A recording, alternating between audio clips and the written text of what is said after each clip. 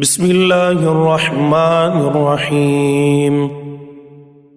اللہ کے نام سے شروع جو نہایت مہربان رحمت والا ہے۔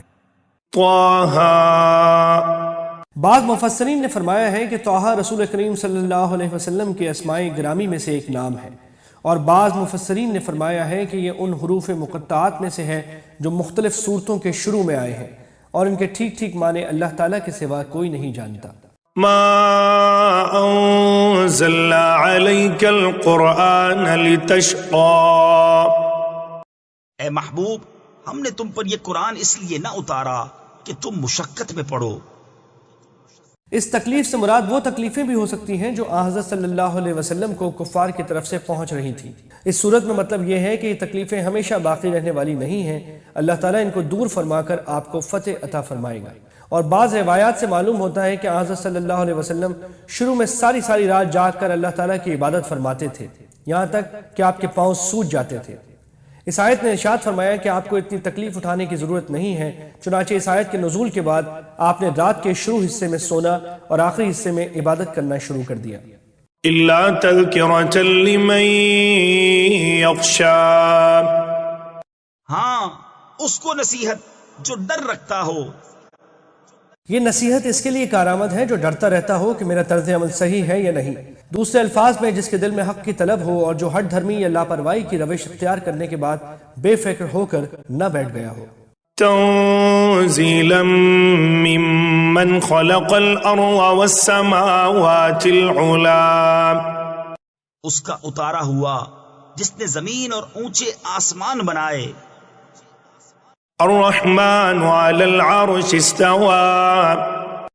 وہ بڑی مہر یعنی رحمت والا، اس نے عرش پر استوا فرمایا جیسا اس کی شان کے لائق ہے۔ اس کی تشریح پیچھے سورہ اعراف کے حاشیے میں گزر چکی ہے۔ له ما في السماوات وما في الأرض وما بينهما وما تحت الثرى۔ اس کا ہے جو کچھ آسمانوں میں ہے اور جو کچھ زمین میں، اور جو کچھ ان کے بیچ میں، اور جو کچھ اس گیلی مٹی کے نیچے ہے۔ وَإِن تَجْهَرْ بِالْقَوْلِ فَإِنَّهُ يَعْلَمُ السِّرَّ وَأَخْفَى۔ اور اگر تو بات پکار کر کہے تو وہ تو بھید کو جانتا ہے، اور اسے جو اس سے بھی زیادہ چھپا ہے۔ اور زیادہ چھپی ہوئی باتیں وہ ہیں جو زبان سے کہی ہی نہیں گئی بلکہ جن کا صرف خیال دل میں آیا۔ اللہ تعالیٰ ان باتوں سے بھی باخبر ہے۔ اللہ لا الہ الا هو له الاسماء الحسنى۔ اللہ کہ اس کے سوا کسی کی بندگی نہیں، اسی کے ہیں سب اچھے نام۔ وَهَلْ أَتَاكَ حَدِيثُ مُوسَى۔ اور کچھ تمہیں موسیٰ کی خبر آئی؟ اذ رأى نارا فقال لأهلهم كثوا إني آنست نارا لعلي آتيكم منها بقبس أو أجد على النار هدى۔ جب اس نے ایک آگ دیکھی تو اپنی بیوی سے کہا، ٹھہرو، مجھے ایک آگ نظر پڑی ہے، شاید میں تمہارے لیے اس میں سے کوئی چنگاری لاؤں یا آگ پر راستہ پاؤں۔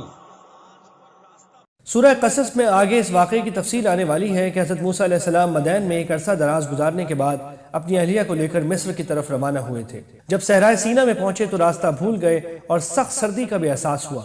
اس وقت اللہ تعالیٰ کی طرف سے ایک آگ کی سی شکل نظر آئی جو در حقیقت ایک نور تھا۔ اس وقت انہوں نے اپنی اہلیہ کو وہاں رکنے کی ہدایت دی اور خود آگ کی طرف چلے۔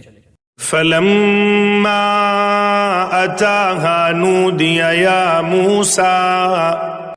پھر جب آگ کے پاس آیا ندا فرمائی گئی کہ اے موسیٰ، إِنِّي أَنَا رَبُّكَ فَاخْلَعْ نَعْلَيْكَ إِنَّكَ بِالْوَادِ الْمُقَدَّسِ طُوًى۔ بے شک میں تیرا رب ہوں، تو اپنے جوتے اتار ڈال، بے شک تو پاک جنگل طوا میں ہے۔ سوال پیدا ہو سکتا ہے کہ حضرت موسیٰ علیہ السلام کو یہ یقین کیسے آیا کہ یہ آواز اللہ تعالیٰ کی طرف سے آ رہی ہے۔ اس کا جواب یہ ہے کہ اللہ تعالیٰ نے ان کے دل میں یہ اطمینان عطا فرما دیا کہ وہ اللہ تعالیٰ ہی سے ہم کلام ہیں، اور حالات بھی ایسے پیدا کر دیے گئے کہ انہیں یقین آ جائے۔ مثلا بعض روایت سے معلوم ہوتا ہے کہ جب وہ آگ کے پاس پہنچے تو یہ عجیب منظر نظر آیا کہ وہ آگ ایک درخت کے اوپر شعلے مار رہی ہے، مگر درخت کا کوئی پتا جلتا نہیں ہے۔ انہوں نے انتظار کیا کہ شاید کوئی چنگاری اڑ کر ان کے پاس آ جائے، مگر وہ بھی نہ آئی۔ پھر انہوں نے کچھ گھاس پھونس لے کر اسے آگ کے قریب کیا تاکہ اس میں آگ لگ جائے، تو وہ آگ پیچھے ہٹ گئی۔ اس وقت یہ آواز سنائی دی، اور آواز کسی ایک جہت سے نہیں بلکہ چاروں طرف سے آتی محسوس ہو رہی تھی، اور موسیٰ علیہ السلام صرف کان سے نہیں بلکہ تمام اعضاء سے یہ آواز سن رہے تھے۔ کوہ طور کے دامن میں جو وادی ہے اس کا نام طوا ہے، اور یہ ان مقامات میں سے ہے جنہیں اللہ تعالیٰ نے خصوصی تقدس عطا فرمایا ہے۔ اور جوتے اتارنے کا حکم ایک تو اس وادی کے تقدس کی وجہ سے تھا، اور دوسرے یہ موقع جبکہ اللہ تعالیٰ کے ساتھ ہم کلامی کا شرف مل رہا تھا، ادب اور عجز و نیاز کے اظہار کا موقع تھا، اس لیے بھی جوتے اتار دینا مناسب تھا۔ وَأَنَا اخْتَرْتُكَ فَاسْتَمِعْ لِمَا يُوحَىٰ، اور میں نے تجھے پسند کیا، اب کان لگا کر سن جو تجھے وحی ہوتی ہے۔ إنني أنا الله لا إله إلا أنا فاعبدني وأقم الصلاة لذكري، بے شک میں ہی ہوں اللہ کہ میرے سوا کوئی معبود نہیں، تو میری بندگی کر اور میری یاد کے لیے نماز قائم رکھ۔ إن الساعة آتية أكاد أخفيها لتجزى كل نفس بما تسعى، بے شک قیامت آنے والی ہے، قریب تھا کہ میں اسے سب سے چھپاؤں کہ ہر جان اپنی کوشش کا بدلہ پائے۔ فلا يصدنك عنها من لا يؤمن بها واتبع هواه فتردى، تو ہرگز تجھے اس کے ماننے سے وہ باز نہ رکھے جو اس پر ایمان نہیں لاتا اور اپنی خواہش کے پیچھے چلا، پھر تو ہلاک ہو جائے۔ وما تلك بيمينك يا موسى، اور یہ تیرے داہنے ہاتھ میں کیا ہے اے موسیٰ؟ قال هي عصاي أتوكأ عليها وأهش بها على غنمي ولي فيها مآرب أخرى، عرض کی یہ میرا عصا ہے، میں اس پر تکیہ یعنی ٹیک و سہارا لگاتا ہوں اور اس سے اپنی بکریوں پر پتے جھاڑتا ہوں، اور میرے اس میں اور کام ہیں۔ قال ألقها يا موسى، فرمایا اسے ڈال دے اے موسیٰ۔ فألقاها فإذا هي حية تسعى، تو موسیٰ نے اسے ڈال دیا تو جبھی وہ دوڑتا ہوا سانپ ہو گیا۔ قال خذها ولا تخف سنعيدها سيرتها الأولى، فرمایا اسے اٹھا لے اور ڈر نہیں، اب ہم اسے پھر پہلی طرح کر دیں گے۔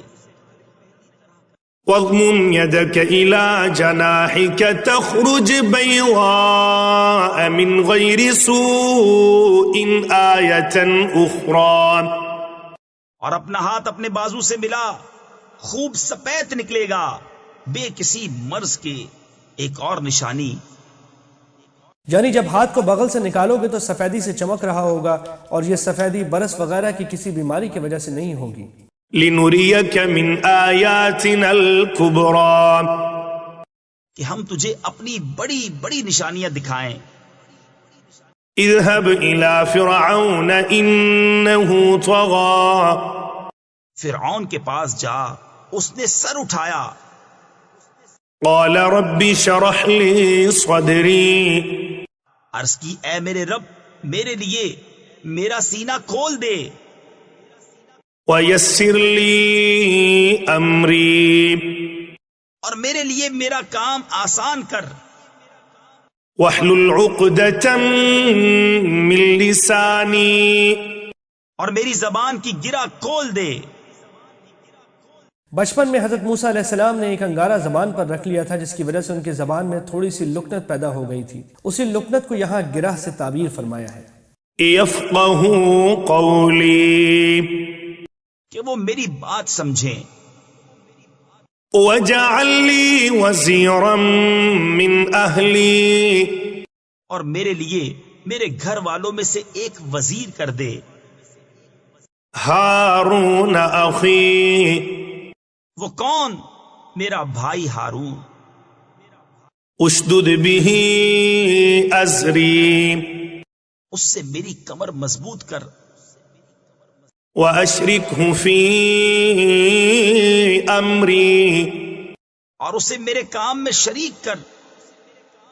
كي نسبحك كثيرا کہ ہم بکثرت تیری پاکی بولیں. ونذكرك كثيرا اور بکثرت تیری یاد کریں. اگرچہ تسبیح اور ذکر تنہا بھی کیا جا سکتا ہے، لیکن اگر اچھے رفقا میسر ہوں اور ماحول سازگار ہو تو یہ رفاقت خود بخود اس تسبیح اور ذکر کا داعیہ بن جاتی ہے. إنك كنت بنا بصيرا بے شک تو ہمیں دیکھ رہا ہے. قال قد أوتيت سؤلك يا موسى فرمایا اے موسیٰ تیری مانگ تجھے عطا ہوئی. وَلَقَدْ مَنَنَّا عَلَيْكَ مَرَّةً أُخْرَى اور بے شک ہم نے تجھ پر ایک بار اور احسان فرمایا. إِذْ أَوْحَيْنَا إِلَىٰ أُمِّكَ مَا يُوحَىٰ جب ہم نے تیری ماں کو الہام کیا جو الہام کرنا تھا. أن اقذفيه في التابوت فاقذفيه في اليم فليلقه اليم بالساحل يأخذه عدو لي وعدو له وألقيت عليك محبة مني ولتصنع على عيني کہ اس بچے کو صندوق میں رکھ کر دریا میں ڈال دے تو دریا اسے کنارے پر ڈالے کہ اسے وہ اٹھا لے جو میرا دشمن اور اس کا دشمن. اور میں نے تجھ پر اپنی طرف کی محبت ڈالی اور اس لیے کہ تو میری نگاہ کے سامنے تیار ہو. فرعون کو کسی نجومی نے یہ کہہ دیا تھا کہ بنی اسرائیل کا ایک شخص تمہاری سلطنت ختم کرے گا، اس لیے اس نے یہ حکم جاری کر دیا تھا کہ بنی اسرائیل میں جو کوئی بچہ پیدا ہو اسے قتل کر دیا جائے. جب حضرت موسیٰ علیہ السلام پیدا ہوئے تو ان کی والدہ کو فکر ہوئی کہ ان کو بھی فرعون کے آدمی قتل کر ڈالیں گے. اس موقع پر اللہ تعالیٰ نے ان کے دل پر الہام فرمایا کہ اس بچے کو صندوق میں رکھ کر دریائے نیل میں ڈال دو. چنانچہ ایسا ہی ہوا اور وہ صندوق بہتا ہوا فرعون کے محل کے پاس پہنچ گیا اور فرعون کے کارندوں نے بچے کو اٹھا کر فرعون کے پاس پیش کیا اور اس کی بیوی حضرت آسیہ نے اسے آمادہ کر لیا کہ اسے اپنا بیٹا بنا کر پالے. حضرت موسیٰ علیہ السلام کی شکل و صورت میں اللہ تعالیٰ نے ایسی معصومیت رکھ دی تھی کہ جو بھی آپ کو دیکھتا آپ سے محبت کرتا تھا. اسی وجہ سے فرعون بھی انہیں اپنے گھر میں رکھنے پر راضی ہو گیا. یوں تو ہر شخص کی پرورش اللہ تعالیٰ ہی کی نگرانی میں ہوتی ہے، مگر یہاں مطلب یہ ہے کہ عام طور سے پرورش کے جو اسباب پیدا ہوتے ہیں کہ ماں باپ اپنے خرچ اور ذمہ داری پر بچے کی پرورش کرتے ہیں، وہ حضرت موسیٰ علیہ السلام کے معاملے میں اختیار نہیں فرمائے گئے. اس کے بجائے اللہ تعالیٰ نے براہ راست ان کی پرورش ان کے دشمن سے کرائی. إذ تمشي أختك فتقول هل أدلكم على من يكفله فرجعناك إلى أمك كي تقر عينها ولا تحزن وقتلت نفسا فنجيناك من الغم وفتناك فتونا فلبثت سنين في أهل مدين ثم جئت على قدري يا موسى. تیری بہن چلی پھر کہا کیا میں تمہیں وہ لوگ بتا دوں جو اس بچے کی پرورش کریں؟ تو ہم تجھے تیری ماں کے پاس پھیر لائے کہ اس کی آنکھ ٹھنڈی ہو اور غم نہ کرے. اور تو نے ایک جان کو قتل کیا تو ہم نے تجھے غم سے نجات دی اور تجھے خوب جانچ لیا. تو کئی برس مدین والوں میں رہا، پھر تو ایک ٹھہرائے وعدے پر حاضر ہوا اے موسیٰ.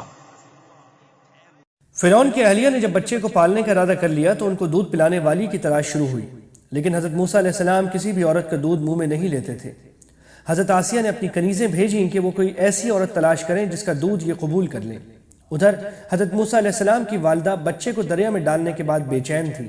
انہوں نے حضرت موسیٰ علیہ السلام کی بہن کو دیکھنے کے لیے بھیجا کہ بچے کا انجام کیا ہوا. یہ ڈھونڈتے ڈھونڈتے اسی جگہ پہنچ گئیں جہاں فرعون کی کنیزیں پریشانی کے عالم میں دودھ پلانے والی عورتوں کو تلاش کر رہی تھیں۔ ان کو موقع مل گیا اور انہوں نے اپنی والدہ کو یہ خدمت سونپنے کی تجویز پیش کی اور انہیں وہاں لے بھی آئیں۔ جب انہوں نے بچے کو دودھ پلانا چاہا تو بچے نے آرام سے دودھ پی لیا اور پھر اللہ تعالیٰ کے وعدے کے مطابق بچہ دوبارہ ان کے پاس آ گیا۔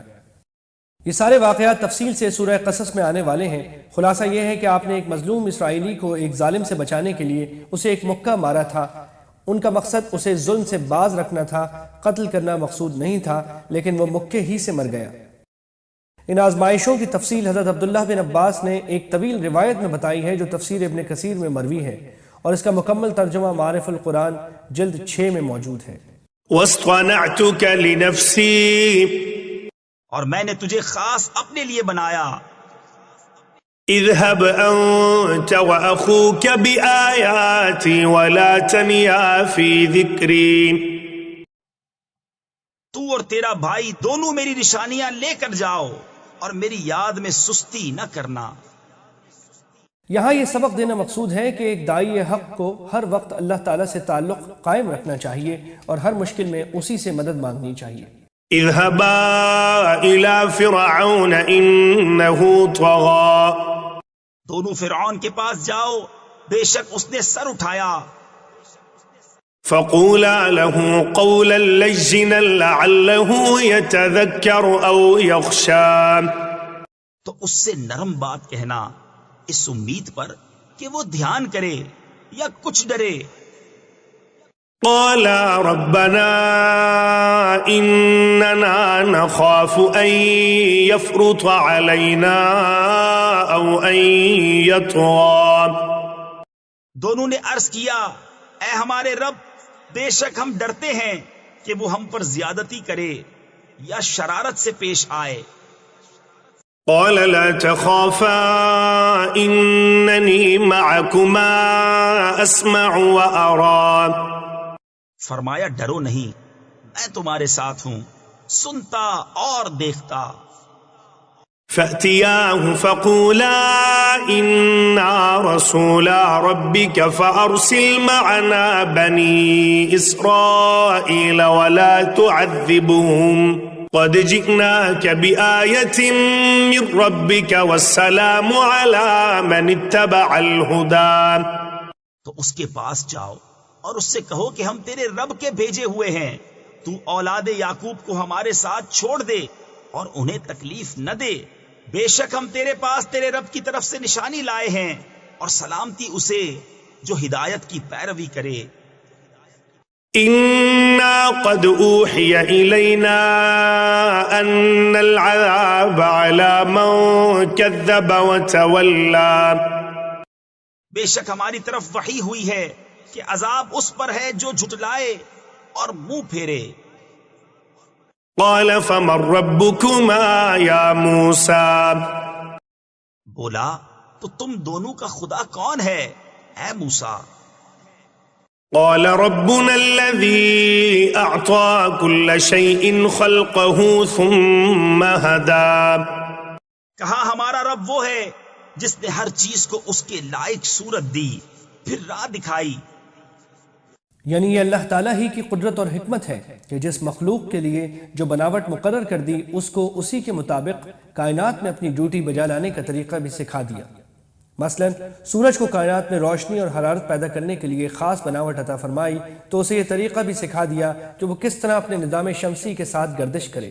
اسی طرح ہر جاندار کو یہ سکھا دیا کہ وہ کس طرح چلے اور کس طرح اپنی غذا حاصل کرے۔ مچھلی کا بچہ پانی میں پیدا ہوتا ہے اور کسی کے سکھائے بغیر تیرنا شروع کر دیتا ہے۔ پرندے ہوا میں اڑنا خود بخود سیکھ لیتے ہیں۔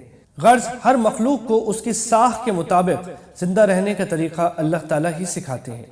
قال فما بال القرون الأولى، بولا اگلی سنگتوں کا کیا حال ہے؟ اس سوال سے فرعون کا مقصد یہ تھا کہ مجھ سے پہلے بہت سی قومیں گزر چکی ہیں جو توحید کی قائل نہیں تھی، اس کے باوجود وہ زندہ رہیں اور ان پر کوئی عذاب نازل نہیں ہوا۔ اگر توحید کے انکار سے انسان عذاب الہی کا مستحق ہو جاتا ہے تو ان قوموں پر عذاب کیوں نہیں آیا؟ حضرت موسیٰ علیہ السلام نے اس سوال کا جواب یہ دیا کہ اللہ تعالیٰ کو ہر شخص کا اور اس کے کیے ہوئے کاموں کا پورا حال معلوم ہے۔ وہ اپنی حکمت ہی سے فیصلہ فرماتا ہے کہ حق کا انکار کرنے والوں میں سے کس کو اس دنیا میں سزا دینی ہے اور کس کی سزا آخرت تک کے لیے مؤخر کرنی ہے۔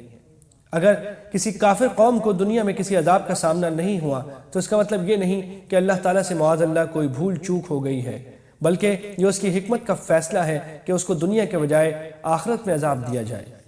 قال علمها عند ربي في كتاب لا يضل ربي ولا ينسى۔ کہا ان کا علم میرے رب کے پاس ایک کتاب میں ہے، میرا رب نہ بہکے نہ بھولے۔ الذي جعل لكم الأرض مهدا وسلك لكم فيها سبلا وأنزل من السماء ماء فأخرجنا به أزواجا من نبات شتى۔ وہ جس نے تمہارے لیے زمین کو بچھونا کیا اور تمہارے لیے اس میں چلتی راہیں رکھی اور آسمان سے پانی اتارا تو ہم نے اس سے طرح طرح کے سبزے کے جوڑے نکالے۔ كلوا وارعوا أنعامكم إن في ذلك لآيات لأولي النهى۔ تم کھاؤ اور اپنے مویشیوں کو چراؤ، بے شک اس میں نشانیاں ہیں عقل والوں کو۔ منها خلقناكم وفيها نعيدكم ومنها نخرجكم تارة أخرى۔ ہم نے زمین ہی سے تمہیں بنایا اور اسی میں تمہیں پھر لے جائیں گے اور اسی سے تمہیں دوبارہ نکالیں گے۔ وَلَقَدْ أَرَيْنَاهُ آيَاتِنَا كُلَّهَا فَكَذَّبَ وَأَبَى۔ اور بے شک ہم نے اسے اپنی سب نشانیاں دکھائیں تو اس نے جھٹلایا اور نہ مانا۔ قَالَ أَجِئْتَنَا لِتُخْرِجَنَا مِنْ أَرْضِنَا بِسِحْرِكَ يَا مُوسَى۔ بولا کیا تم ہمارے پاس اس لیے آئے ہو کہ ہمیں اپنے جادو کے سبب ہماری زمین سے نکال دو اے موسیٰ؟ فَلَنَأْتِيَنَّكَ بِسِحْرٍ مِثْلِهِ فَاجْعَلْ بَيْنَنَا وَبَيْنَكَ موعدا لا نخلفه نحن ولا أنت مكانا سوى۔ تو ضرور ہم بھی تمہارے آگے ویسا ہی جادو لائیں گے، تو ہم میں اور اپنے میں ایک وعدہ ٹھہرا دو جس سے نہ ہم بدلہ لیں، یعنی آگے پیچھے ہوں، نہ تم ہموار جگہ ہو۔ قال موعدكم يوم الزينة وأن يحشر الناس ضحى۔ موسیٰ نے کہا تمہارا وعدہ میلے کا دن ہے اور یہ کہ لوگ دن چڑھے جمع کیے جائیں۔ یہ کوئی تہوار تھا جس میں فرعون کی قوم جشن منایا کرتی تھی۔ حضرت موسیٰ علیہ السلام نے اس دن کا انتخاب اس لیے فرمایا تاکہ ایک بڑا مجمع موجود ہو اور اس کے سامنے حق کی فتح کا مظاہرہ ہو سکے۔ فتولى فرعون فجمع كيده ثم أتى۔ تو فرعون پھرا اور اپنے داؤں یعنی مکر و فریب اکٹھے کیے، پھر آیا۔ قال لهم موسى ويلكم لا تفتروا على الله كذبا فيسحتكم بعذاب وقد خاب من افترى۔ ان سے موسیٰ نے کہا تمہیں خرابی ہو، اللہ پر جھوٹ نہ باندھو کہ وہ تمہیں عذاب سے ہلاک کر دے، اور بے شک نامراد رہا جس نے جھوٹ باندھا۔ یعنی کفر کی راہ اختیار نہ کرو، کیونکہ کفر کا ہر باطل عقیدہ اللہ تعالیٰ پر بہتان باندھنے کے مترادف ہے۔ فتنازعوا امرهم بينهم واسروا النجوى۔ تو اپنے معاملے میں باہم مختلف ہو گئے اور چھپ کر مشورت کی۔ قالوا إن هذان لساحران يريدان أن يخرجاكم من أرضكم بسحرهما ويذهبا بطريقتكم المثلى۔ بولے بے شک یہ دونوں ضرور جادوگر ہیں، چاہتے ہیں کہ تمہیں تمہاری زمین سے اپنے جادو کے زور سے نکال دیں اور تمہارا اچھا دین لے جائیں۔ فأجمعوا كيدكم ثم أتوا صفا وقد أفلح اليوم من استعلى. تو اپنا داؤں یعنی فریب پکا کر لو، پھر پرا باندھ یعنی صف بنا کر آؤ، اور آج مراد کو پہنچا جو غالب رہا. قالوا يا موسى إما أن تلقي وإما أن نكون أول من ألقى. بولے اے موسیٰ، یا تو تم ڈالو یا ہم پہلے ڈالیں. قال بل ألقوا فإذا حبالهم وعصيهم يخيل إليه من سحرهم أنها تسعى. موسیٰ نے کہا بلکہ تم ہی ڈالو. جبھی ان کی رسیاں اور لاٹھیاں ان کے جادو کے زور سے ان کے خیال میں دوڑتی معلوم ہوئی. فأوجس في نفسه خيفة موسى. تو اپنے جی میں موسیٰ نے خوف پایا. یہ طبعی خوف تھا، اور اس لیے تھا کہ جو شعبدہ ان جادوگروں نے دکھایا وہ بظاہر اس معجزے سے ملتا جلتا تھا جو حضرت موسیٰ علیہ السلام دکھا چکے تھے. لہذا خوف یہ تھا کہ لوگ حضرت موسیٰ علیہ السلام کے معجزے کو بھی کہیں جادو ہی نہ سمجھ بیٹھے. قلنا لا تخف انك انت الاعلى. ہم نے فرمایا ڈر نہیں، بے شک تو ہی غالب ہے. وألق ما في يمينك تلقف ما صنعوا إنما صنعوا كيد ساحر ولا يفلح الساحر حيث أتى. اور ڈال تو دے جو تیرے داہنے ہاتھ میں ہے، وہ ان کی بناوٹوں کو نگل جائے گا. وہ جو بنا کر لائے ہیں وہ تو جادوگر کا فریب ہے، اور جادوگر کا بھلا نہیں ہوتا کہیں آوے. فألقي السحرة سجدا قالوا آمنا برب هارون وموسى. تو سب جادوگر سجدے میں گرا لیے گئے، بولے ہم اس پر ایمان لائے جو ہارون اور موسیٰ کا رب ہے. یعنی اللہ تعالیٰ کے وعدے کے مطابق جب حضرت موسیٰ علیہ السلام نے اپنا عصا زمین پر پھینکا تو اس نے ایک اژدہا بن کر جادوگروں کے بنائے ہوئے جعلی سانپوں کو ایک ایک کر کے نگل لیا.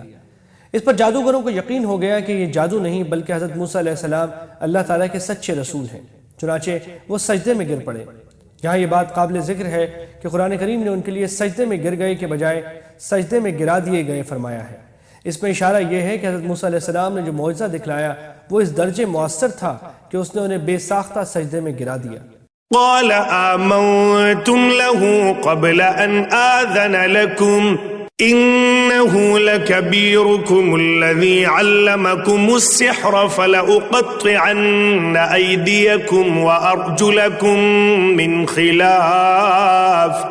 خلاف ولأصلبنكم في جذوع النخل ولتعلمن أينا أشد عذابا وأبقى. فرعون بولا کیا تم اس پر ایمان لائے قبل اس کے کہ میں تمہیں اجازت دوں؟ بے شک وہ تمہارا بڑا ہے جس نے تم سب کو جادو سکھایا.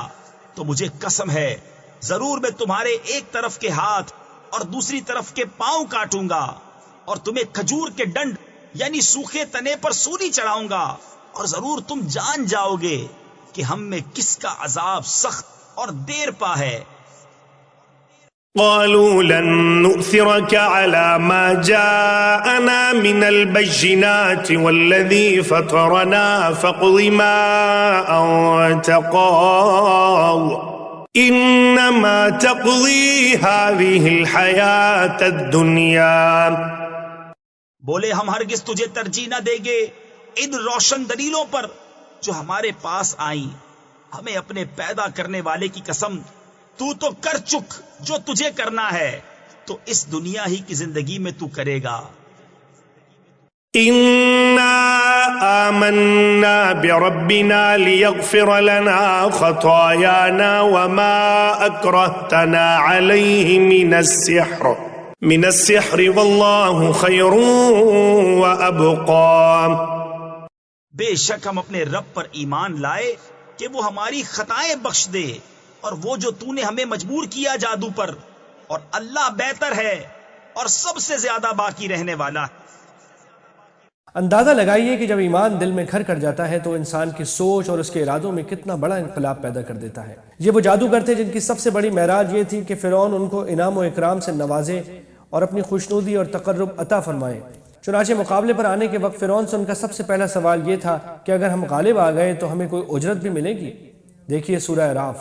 لیکن جب حق کھل کر ان کے سامنے آ گیا اور اس پر ایمان و یقین دل میں گھر کر گیا تو انہیں نہ فرعون کی ناراضگی کا خوف رہا، نہ اپنے ہاتھ پاؤں کٹوانے یا سولی پر لٹکنے کا۔ اللہ اکبر۔ إنه من يأت ربه مجرما فإن له جهنم لا يموت فيها ولا يحيا۔ بے شک جو اپنے رب کے حضور مجرم ہو کر آئے تو ضرور اس کے لیے جہنم ہے جس میں نہ مرے نہ جیے۔ مرے گا تو اس لیے نہیں کہ وہاں کسی کو موت نہیں آئے گی، اور جینے کی جو نفی کی گئی ہے اس کا مطلب یہ ہے کہ وہ جینا چونکہ موت سے بھی بدتر ہوگا اس لیے وہ جینے میں شمار کرنے کے لائق نہیں ہوگا۔ اعاذنا اللہ من ذالک۔ ومن يأته مؤمنا قد عمل الصالحات فأولئك لهم الدرجات العلى۔ اور جو اس کے حضور ایمان کے ساتھ آئے کہ اچھے کام کیے ہوں تو انہی کے درجے اونچے۔ جنات عدن تجری من تحتها الانہار خالدین فیہا وذلک جزاء من تزکا۔ بسنے کے باغ جن کے نیچے نہریں بہیں، ہمیشہ ان میں رہیں، اور یہ صلہ ہے اس کا جو پاک ہوا۔ وَلَقَدْ أَوْحَيْنَا إِلَى مُوسَىٰ أَنْ أَسْرِ بِعِبَادِي فَاضْرِبْ لَهُمْ طَرِيقًا فِي الْبَحْرِ يَبَسًا لَا تَخَافُ دَرَكًا وَلَا تَخْشَىٰ۔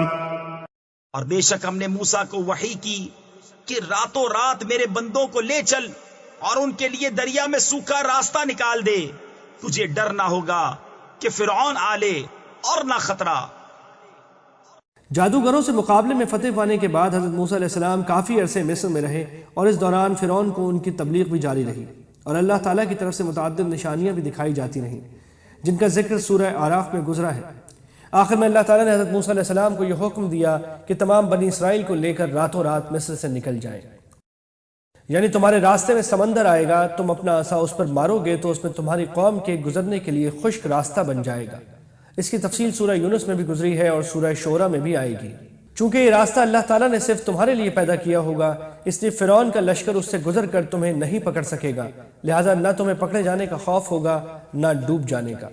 فأتبعهم فرعون بجنوده فغشيهم من اليم ما غشيهم۔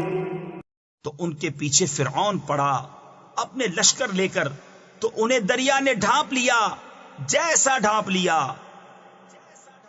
عربی محاورے کے مطابق وہ چیز کہہ کر اس کے ناقابل بیان حد تک خوفناک ہونے کی طرف اشارہ ہے۔ وَأَضَلَّ فِرْعَوْنُ قَوْمَهُ وَمَا هَدَىٰ۔ اور فرعون نے اپنی قوم کو گمراہ کیا اور راہ نہ دکھائی۔ يا بني إسرائيل قد أنجيناكم من عدوكم وواعدناكم جانب الطور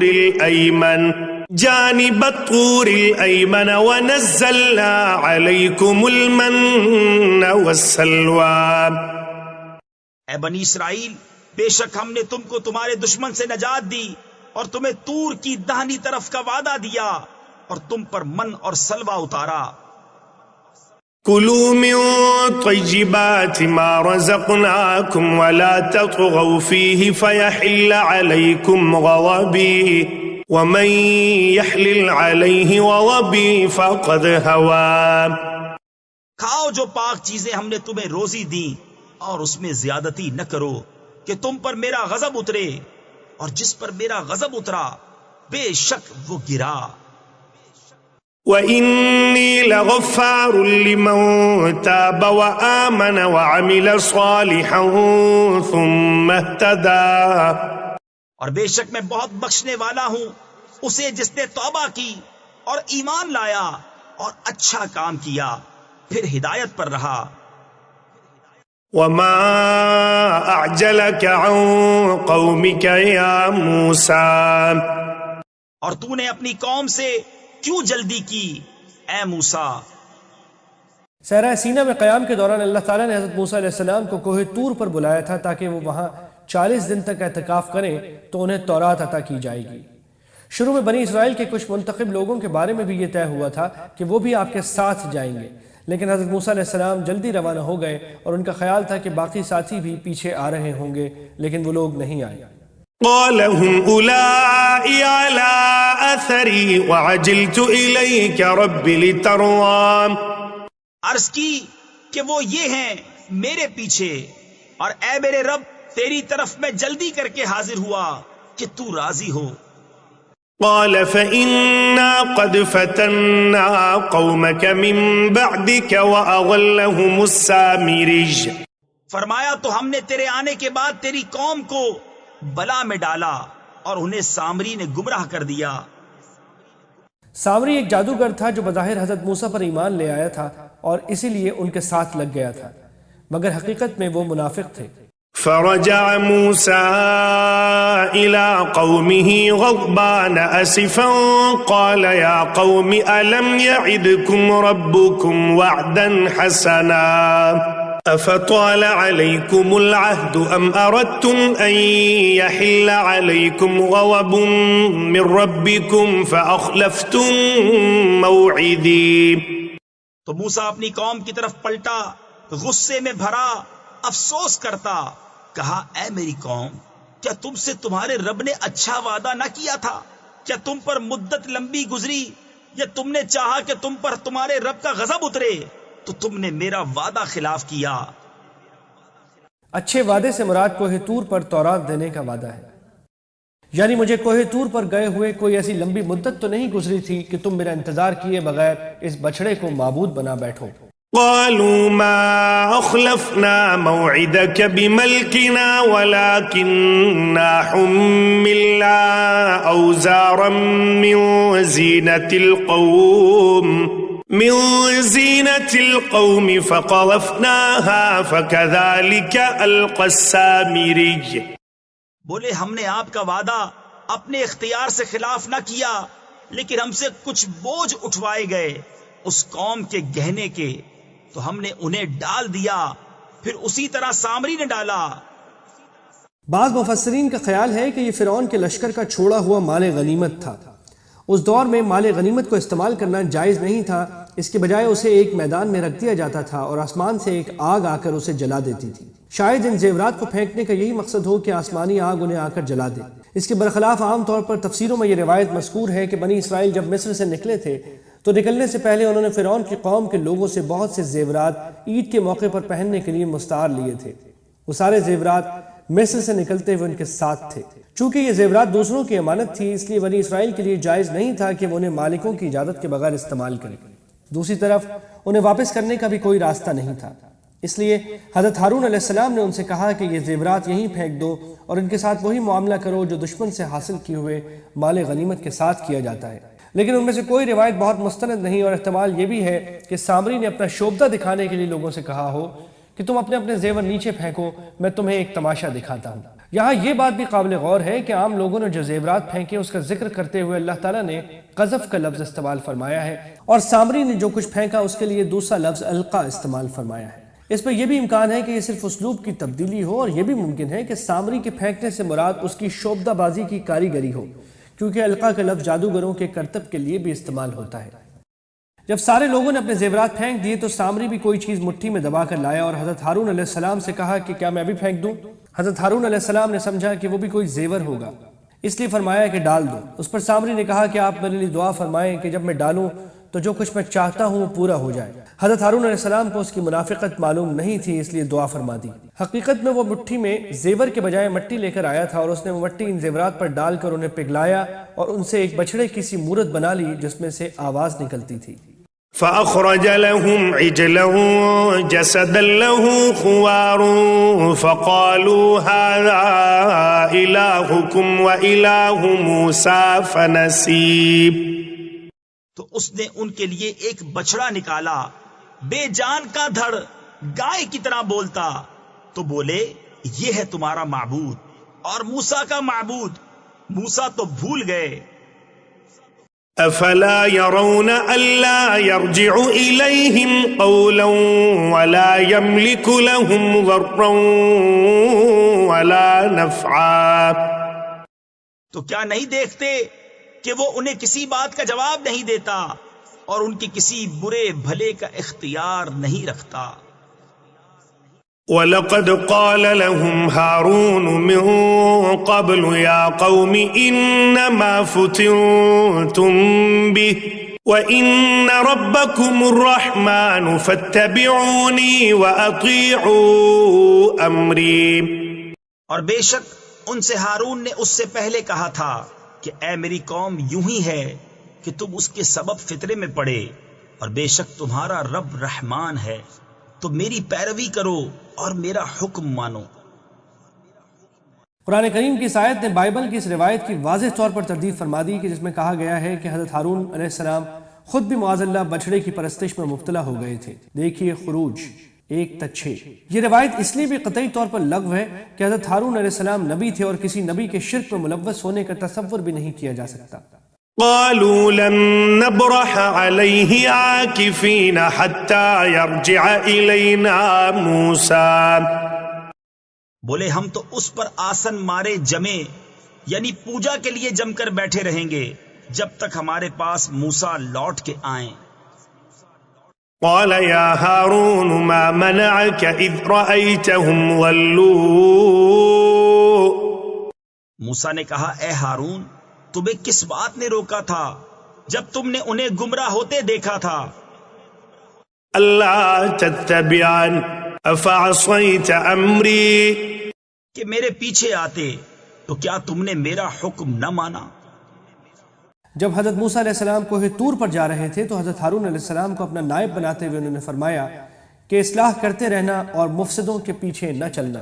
یہاں اپنی اسی ہدایت کی طرف اشارہ ہے، مطلب یہ کہ جب یہ لوگ گمراہی میں پڑ گئے تھے تو آپ کو یہ چاہیے تھا کہ ان سے الگ ہو کر میرے پاس چلے آتے، اس طرح آپ مفسدوں کے ساتھی بھی نہ بنتے اور میرے ذریعے اصلاح بھی کرتے۔ قال يا ابن لا تأخذ بلحيتي ولا برأسي إني خشيت أن تقول فرقت بين بني إسرائيل ولم ترقب قولي، کہا اے میرے ماں جائے، نہ میری داڑھی پکڑو اور نہ میرے سر کے بال، مجھے یہ ڈر ہوا کہ تم کہو گے تم نے بنی اسرائیل میں تفرقہ ڈال دیا اور تم نے میری بات کا انتظار نہ کیا۔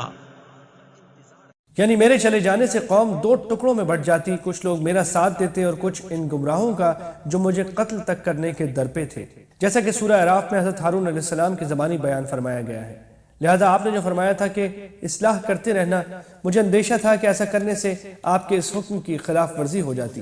قال فما خطبك يا سامري، موسیٰ نے کہا اب تیرا کیا حال ہے اے سامری؟ قال بصرت بما لم يبصروا به فقبضت قبضة من أثر الرسول فنبذتها وكذلك سولت لي نفسي، بولا میں نے وہ دیکھا جو لوگوں نے نہ دیکھا، تو ایک مٹھی بھر لی فرشتے کے نشان سے، پھر اسے ڈال دیا اور میرے جی کو یہی بھلا لگا۔ رسول سے مراد حضرت جبرائیل علیہ السلام ہیں جو حضرت موسیٰ علیہ السلام کے لشکر کے ساتھ تھے۔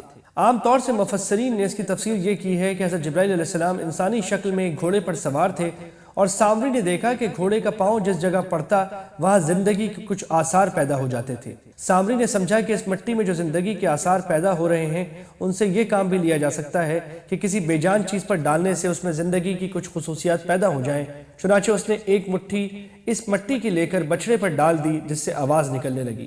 لیکن بعض مفسرین مثلا حضرت مولانا حقانی نے تفسیر حقانی میں فرمایا ہے کہ یہ سامری کی طرف سے ایک جھوٹا بہانہ تھا، ورنہ بچڑے میں آواز خلا میں ہوا کی آواز گزرنے سے نکلتی ہے۔ چنانچہ قرآن کریم نے نہ کوئی تفصیل خود بیان فرمائی، نہ کسی مضبوط حدیث سے ثابت ہے، اور نہ کوئی دینی ضرورت اس کے جاننے پر موقوف ہے۔ اس لیے بہتر یہی ہے کہ اس تفصیل کو اللہ تعالیٰ ہی کے حوالے کیا جائے۔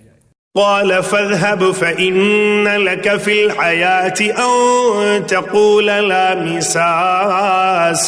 مساس وإن لك موعدا لن تخلفه وانظر إلى إلهك الذي ظلت عليه عاكفا لنحرقنه ثم لننسفنه في اليم نسفا. کہا تو چلتا بن کہ دنیا کی زندگی میں تیری سزا یہ ہے، تو کہے چھو نہ جا، اور بے شک تیرے لیے ایک وعدے کا وقت ہے جو تجھ سے خلاف نہ ہوگا، اور اپنے اس معبود کو دیکھ جس کے سامنے تو دن بھر آسن مارے یعنی پوجا کے لیے بیٹھا رہا. قسم ہے ہم ضرور اسے جلائیں گے، پھر ریزہ ریزہ کر کے دریا میں بہائیں گے. سامری کے جرم کی سزا اس کو یہ دی گئی کہ تمام لوگ اس کا بائیکاٹ کریں، نہ کوئی اسے چھوئے اور نہ وہ کسی کو ہاتھ لگائے. اب یہ بھی ممکن ہے کہ اس کو یہ سزا قانونی حکم کے ذریعے دی گئی ہو، اور یہ بھی ممکن ہے جیسا کہ بعض روایات میں بھی آیا ہے کہ اس کے جسم میں کوئی ایسی بیماری پیدا ہو گئی تھی کہ کوئی شخص اسے ہاتھ لگاتا تو اس کو بھی اور ہاتھ لگانے والے کو بھی بخار چڑھ جاتا تھا. اس سے مراد آخرت کے عذاب کا وعدہ ہے. انما الہکم اللہ الذی لا الہ الا هو وسع کل شیء علما. تمہارا معبود تو وہی اللہ ہے جس کے سوا کسی کی بندگی نہیں، ہر چیز کو اس کا علم محیط ہے. كذلك نقص عليك من أنباء ما قد سبق وقد آتيناك من لدنا ذكرا. ہم ایسا ہی تمہارے سامنے اگلی خبریں بیان فرماتے ہیں، اور ہم نے تم کو اپنے پاس سے ایک ذکر عطا فرمایا. حضرت موسیٰ علیہ السلام کا واقعہ تفصیل کے ساتھ بیان فرمانے کے بعد اس آیت میں بتایا جا رہا ہے کہ حضرت صلی اللہ علیہ وسلم کی زبان مبارک پر اس جیسے واقعات کا جاری ہونا، جبکہ آپ امی ہیں اور آپ کے پاس ان معلومات کے حصول کا کوئی ذریعہ نہیں ہے، اس بات کی واضح دلیل ہے کہ آپ اللہ تعالیٰ کے سچے رسول ہیں، اور جو آیات آپ تلاوت کر رہے ہیں وہ اللہ تعالیٰ کی نازل فرمائی ہوئی ہیں. من اعرض عنه فإنه يحمل يوم القيامة وزرا. جو اس سے منہ پھیرے تو بے شک وہ قیامت کے دن ایک بوجھ اٹھائے گا. خالدین فیہ وساء لهم یوم القیامت حملا. وہ ہمیشہ اس میں رہیں گے اور وہ قیامت کے دن ان کے حق میں کیا ہی برا بوجھ ہوگا. یوم ينفخ في الصور ونحشر المجرمین یومئذ زرقا. جس دن سور پھونکا جائے گا اور ہم اس دن مجرموں کو اٹھائیں گے نیلی آنکھیں. يتخافتون بينهم إن لبثتم إلا عشرا. آپس میں چپکے چپکے کہتے ہوں گے کہ تم دنیا میں نہ رہے مگر 10 رات. قیامت کا دن ان کے لیے اتنا ہولناک ہوگا کہ وہ دنیا کی ساری زندگی کو ایسا سمجھیں گے جیسے وہ 10 دن کی بات ہو. نحن أعلم بما يقولون إذ يقول أمثلهم طريقة إن لبثتم إلا يوما. ہم خوب جانتے ہیں جو وہ کہیں گے، جبکہ ان میں سب سے بہتر رائے والا کہے گا کہ تم صرف ایک ہی دن رہے تھے. یعنی جن دنوں کا شمار وہ صرف 10 دن سمجھ کر رہے تھے ان کی صحیح تعداد ہم جانتے ہیں. یعنی جس شخص کو زیادہ سمجھدار سمجھا جاتا ہے وہ تو کہے گا کہ ہمارے دنیا میں قیام کی مدت یا قبروں میں رہنے کی مدت صرف ایک ہی دن تھی. وَيَسْأَلُونَكَ عَنِ الْجِبَالِ فَقُلْ يَنسِفُهَا رَبِّي نَسْفًا. اور تم سے پہاڑوں کو پوچھتے ہیں، تم فرماؤ انہیں میرا رب ریزہ ریزہ کر کے اڑا دے گا. فَيَذَرُهَا قَاعًا صَفْصَفًا. تو زمین کو پٹ پر ہموار کر چھوڑے گا. لا ترى فيها عوجا ولا امتا. کہ تو اس میں نیچا اونچا کچھ نہ دیکھے. يومئذ يتبعون الداعي لا عوج له وخشعت الأصوات للرحمن فلا تسمع إلا همسا. اس دن پکارنے والے کے پیچھے دوڑیں گے، اس میں کجی نہ ہوگی اور سب آوازیں رحمان کے حضور پست ہو کر رہ جائیں گی تو تو نہ سنے گا مگر بہت آہستہ آواز. يومئذ لا تنفع الشفاعة إلا من أذن له الرحمن ورضي له قولا. اس دن کسی کی شفاعت کام نہ دے گی مگر اس کی جسے رحمان نے اذن دے دیا ہے اور اس کی بات پسند فرمائی. يعلم ما بين أيديهم وما خلفهم ولا يحيطون به علما. وہ جانتا ہے جو کچھ ان کے آگے ہے اور جو کچھ ان کے پیچھے، اور ان کا علم اسے نہیں گھیر سکتا. وعنت الوجوه للحي القيوم وقد خاب من حمل ظلما. اور سب منہ جھک جائیں گے اس زندہ قائم رکھنے والے کے حضور، اور بے شک نامراد رہا جس نے ظلم کا بوجھ لیا. ومن يعمل من الصالحات وهو مؤمن فلا يخاف ظلما ولا هضما. اور جو کچھ نیک کام کرے اور ہو مسلمان تو اسے نہ زیادتی کا خوف ہوگا نہ نقصان کا. وكذلك أنزلناه قرآنا عربيا وصرفنا فيه من الوعيد لعلهم يتقون أو يحدث لهم ذكرا. اور یوں ہی ہم نے اسے عربی قرآن اتارا اور اس میں طرح طرح سے عذاب کے وعدے دیے کہ کہیں انہیں ڈر ہو یا ان کے دل میں کچھ سوچ پیدا کرے. فتعالى الله الملك الحق ولا تعجل بالقرآن من قبل أن يقضى إليك وحيه وقل رب زدني علما. تو سب سے بلند ہے اللہ سچا بادشاہ، اور قرآن میں جلدی نہ کرو جب تک اس کی وحی تمہیں پوری نہ ہو لے، اور عرض کرو کہ اے میرے رب مجھے علم زیادہ دے. جب حضرت جبرائیل علیہ السلام قرآن کریم کی آیتیں وحی کے ذریعے حضرت صلی اللہ علیہ وسلم پر نازل کرتے تو آپ اس ڈر سے کہ کہیں بھول نہ جائیں ساتھ ساتھ ان آیتوں کو دہراتے رہتے تھے، جس سے ظاہر ہے کہ آپ کو سخت مشقت ہوتی تھی. اس آیت میں آپ سے فرمایا گیا ہے کہ آپ کو یہ محنت اٹھانے کی ضرورت نہیں ہے، اللہ تعالیٰ خود ہی قرآن کریم کو آپ کے سینہ مبارک میں محفوظ فرما دے گا. یہی بات سورہ قیامہ میں بھی فرمائی گئی ہے. حضرت صلی اللہ علیہ وسلم کو اس دعا کی تلقین فرما کر یہ حقیقت واضح کی گئی ہے کہ علم ایک ایسا سمندر ہے جس کا کوئی کنارہ نہیں، اور انسان کو علم کے کسی بھی درجے پر قناعت کر کے نہیں بیٹھنا چاہیے بلکہ ہر وقت علم کے ترقی کی کوشش اور دعا کرتے رہنا چاہیے. اس دعا میں یادداشت کی قوت کی دعا بھی شامل ہے اور معلومات کی زیادتی اور ان کی صحیح سمجھ کی بھی. وَلَقَدْ عَهِدْنَا إِلَىٰ آدَمَ مِن قَبْلُ فَنَسِيَ وَلَمْ نَجِدْ لَهُ عَزْمًا. اور بے شک ہم نے آدم کو اس سے پہلے ایک تاکیدی حکم دیا تھا تو وہ بھول گیا اور ہم نے اس کا قصد نہ پایا. جس تاکید کا یہاں ذکر ہے اس سے مراد ایک خاص درخت کا پھل نہ کھانے کی تاکید ہے. اس واقعے کی تفصیل اور اس سے متعلق سوالات کا جواب سورہ بقرہ میں گزر چکا ہے، اور یہاں آدم علیہ السلام کے بارے میں جو فرمایا گیا ہے کہ ہم نے ان میں عزم نہیں پایا، اس کا ایک مطلب بعض مفسرین نے یہ بیان فرمایا کہ ان سے درخت کا پھل کھانے کے سلسلے میں جو غلطی ہوئی اس میں ان کے عزم کو دخل نہیں تھا، یعنی انہوں نے نافرمانی کے ارادے سے حکم کے خلاف ورزی نہیں کی بلکہ ان سے بھول ہو گئی.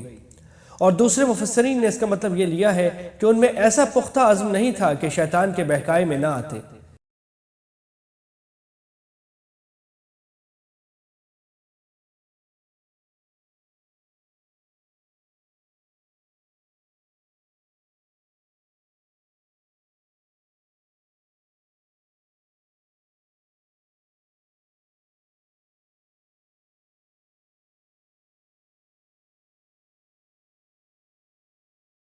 وَلَقَدْ عَهِدْنَا إِلَىٰ آدَمَ مِن قَبْلُ فَنَسِيَ وَلَمْ نَجِدْ لَهُ عَزْمًا. اور بے شک ہم نے آدم کو اس سے پہلے ایک تاکیدی حکم دیا تھا تو وہ بھول گیا اور ہم نے اس کا قصد نہ پایا. جس تاکید کا یہاں ذکر ہے اس سے مراد ایک خاص درخت کا پھل نہ کھانے کی تاکید ہے. اس واقعے کی تفصیل اور اس سے متعلق سوالات کا جواب سورہ بقرہ میں گزر چکا ہے، اور یہاں آدم علیہ السلام کے بارے میں جو فرمایا گیا ہے کہ ہم نے ان میں عزم نہیں پایا، اس کا ایک مطلب بعض مفسرین نے یہ بیان فرمایا کہ ان سے درخت کا پھل کھانے کے سلسلے میں جو غلطی ہوئی اس میں ان کے عزم کو دخل نہیں تھا، یعنی انہوں نے نافرمانی کے ارادے سے حکم کے خلاف ورزی نہیں کی بلکہ ان سے بھول ہو گئی۔ اور دوسرے مفسرین نے اس کا مطلب یہ لیا ہے کہ ان میں ایسا پختہ عزم نہیں تھا کہ شیطان کے بہکائے میں نہ آتے۔ اس سے انسان کی اس سرش کی طرف اشارہ ہے جس میں شیطان اور نفس کے بہکائے میں آنے کی صلاحیت موجود ہے۔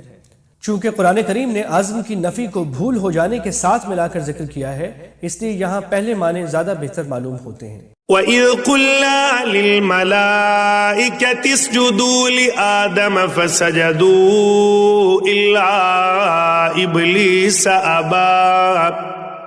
اور جب ہم نے فرشتوں سے فرمایا کہ آدم کو سجدہ کرو تو سب سجدے میں گرے مگر ابلیس، اس نے نہ مانا۔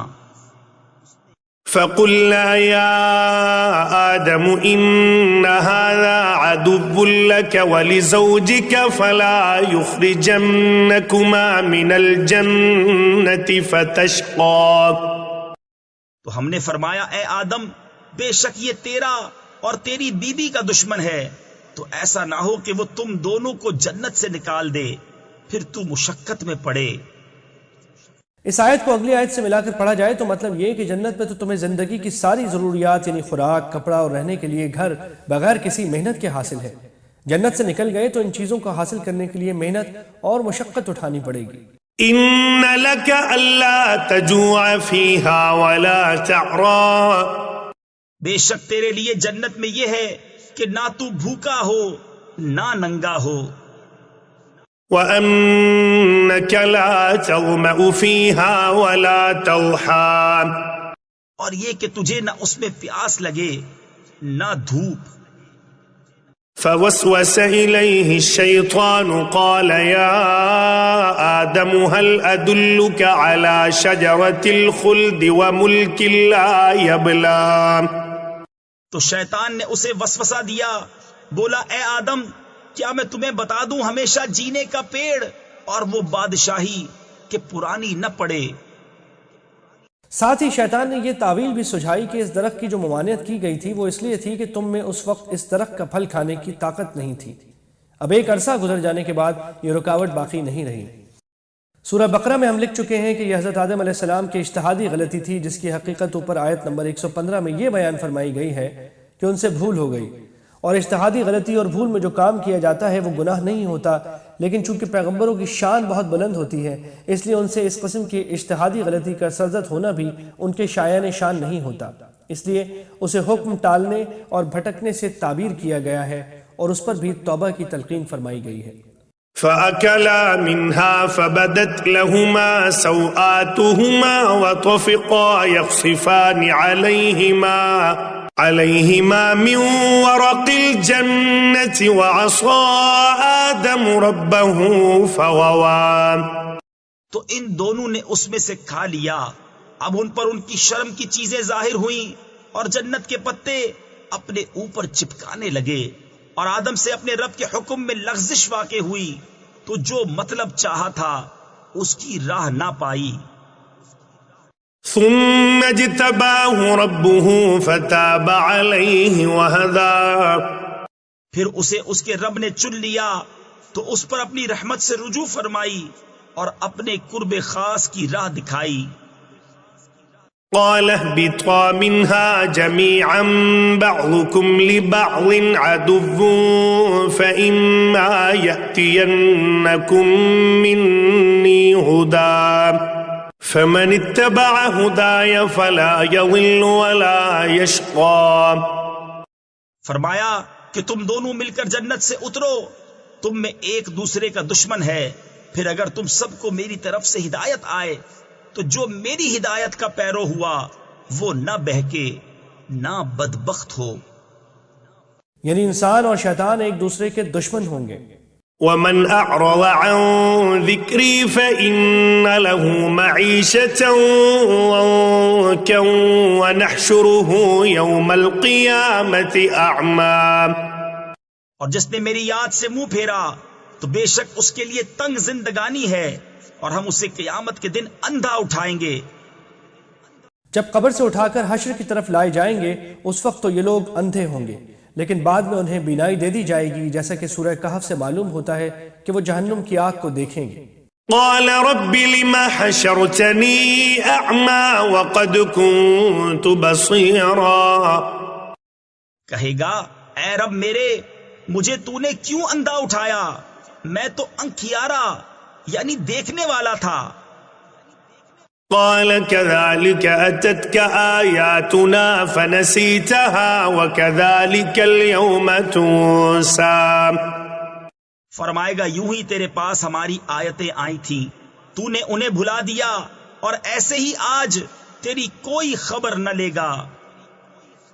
وكذلك نجزي من أسرف ولم يؤمن بآيات ربه ولعذاب الآخرة أشد وأبقى، اور ہم ایسا ہی بدلہ دیتے ہیں جو حد سے بڑھے اور اپنے رب کی آیتوں پر ایمان نہ لائے، اور بے شک آخرت کا عذاب سب سے سختر اور سب سے دیر پا ہے۔ أفلم يهد لهم كم أهلكنا قبلهم من القرون يمشون في مساكنهم إن في ذلك لآيات لأولي النهى، تو کیا انہیں اس سے راہ نہ ملی کہ ہم نے ان سے پہلے کتنی سنگتیں یعنی قومیں ہلاک کر دیں کہ یہ ان کے بسنے کی جگہ چلتے پھرتے ہیں، بے شک اس میں نشانیاں ہیں عقل والوں کو۔ ولولا كلمة سبقت من ربك لكان لزاما وأجل مسمى، اور اگر تمہارے رب کی ایک بات نہ گزر چکی ہوتی تو ضرور عذاب انہیں لپٹ جاتا، اور اگر نہ ہوتا ایک وعدہ ٹھہرایا ہوا۔ یعنی اللہ تعالیٰ نے اپنی حکمت سے ان کافروں کو عذاب دینے کا ایک وقت مقرر کر رکھا ہے، اور یہ طے کر رکھا ہے کہ اس سے پہلے ان کو مہلت دی جائے گی، اس لیے ان کی نافرمانیوں کے باوجود ان پر عذاب نازل نہیں ہو رہا ہے، اور اگر یہ بات پہلے سے طے نہ ہوتی تو ان کے کرتوت ایسے تھے کہ ان کو فوری طور پر عذاب آ چمٹتا۔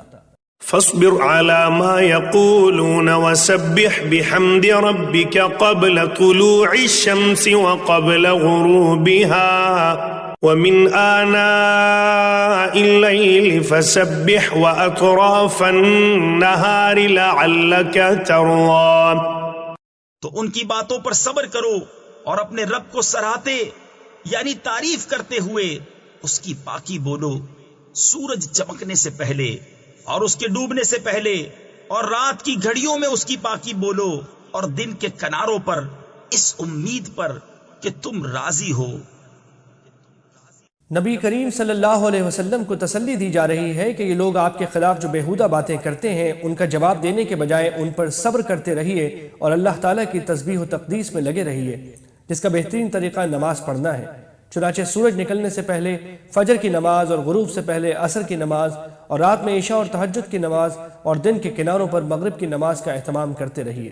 اس طرز عمل کا نتیجہ یہ ہوگا کہ بالآخر آپ خوش ہو جائیں گے، ایک تو اس لیے کہ اس پر آپ کو جو اجر ملنے والا ہے وہ انتہائی عظیم الشان ہے، اور دوسرے یہی طرز عمل آخرکار دشمنوں پر آپ کی فتح کا ضامن ہے، اور تیسرے اس لیے کہ آپ کو امت کی شفاعت کا مقام حاصل ہوگا تو امت کی نجات سے آپ کو خوشی ہوگی۔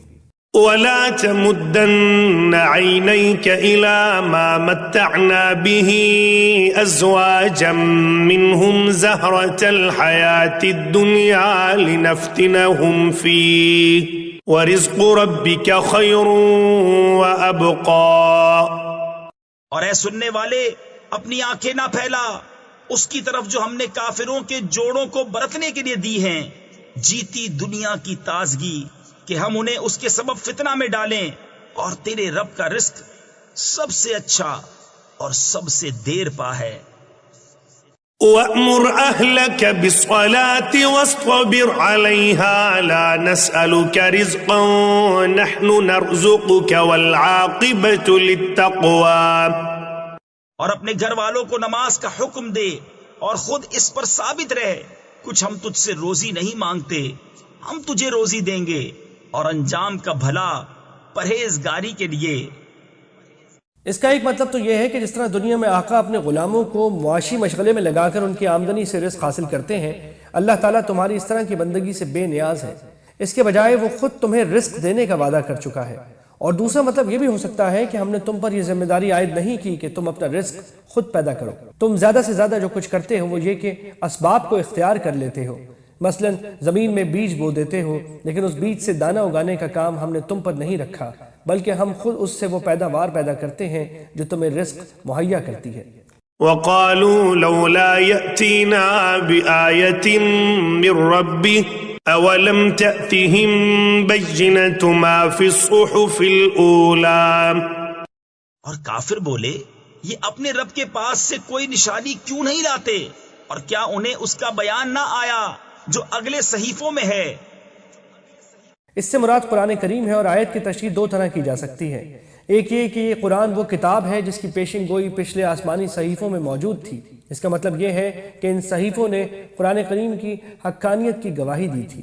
اور دوسرا مطلب یہ ہو سکتا ہے کہ یہ قرآن کریم پچھلے آسمانی صحیفوں کے مضامین کی تصدیق کر کے ان کی گواہی دے رہا ہے، حالانکہ نبی اکرم صلی اللہ علیہ وسلم جن کی زبان مبارک پر یہ کلام جاری ہوا ہے وہ امی ہیں، اور ان کے پاس کوئی ایسا ذریعہ نہیں جس سے وہ پچھلی کتابوں کا علم حاصل کر سکتے۔ اب جو ان آسمانی کتابوں کے مضامین ان کی زبان پر جاری ہو رہے ہیں، اس کا واضح مطلب یہ ہے کہ یہ مضامین اللہ تعالیٰ کی طرف سے آئے ہیں، اور قرآن کریم اللہ تعالیٰ کی کتاب ہے۔ اس سے بڑھ کر حضرت صلی اللہ علیہ وسلم کی نبوت کی اور کیا نشانی چاہتے ہو؟ وَلَوْ أَنَّا أَهْلَكْنَاهُمْ بِعَذَابٍ مِّن قَبْلِهِ لَقَالُوا رَبَّنَا لَوْلَا أَرْسَلْتَ إِلَيْنَا رَسُولًا فَنَتَّبِعَ آيَاتِكَ مِن قَبْلِ أَن نَّذِلَّ وَنَخْزَىٰ۔